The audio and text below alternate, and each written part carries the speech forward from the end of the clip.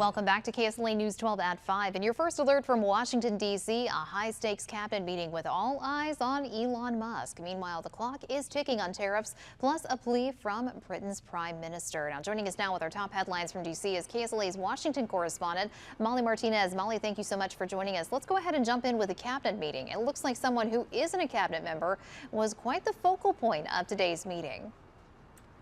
Visky, that is right. It was the Elon Musk show for the first half of this cabinet meeting, and it came during a very contentious time. As Elon Musk swings the axe on behalf of Doge, he is doing so in the very departments that these new leaders are in charge of, and sometimes it's extrajudiciously.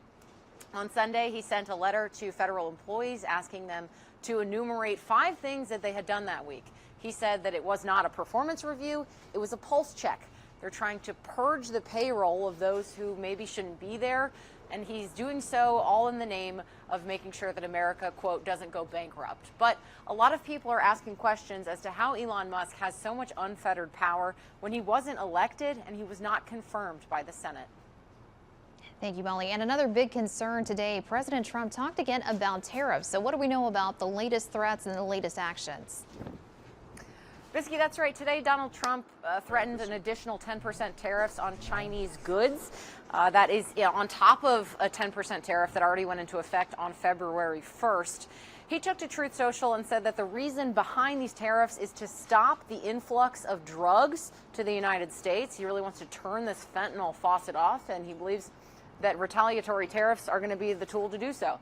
It also comes amid another deadline on March 4th. That is when a 25% tariff goes into effect on all Canadian and Mexican imports. Both leaders of these nations are trying to stop this from happening, but Donald Trump says that we need to do this, and economists estimate that trade between these 3 nations generates about $20 billion and buoys about 1.6 million jobs. It is unclear how those tariffs are going to affect those numbers and how it's going to affect you at home when you buy things as an American consumer. A lot of people keeping a close eye on the White House and, of course, with all the Capitol meetings. Molly, thank you so much for letting us steal some of your time today and, of course, bringing us the first alert. Thank you. Thanks so much.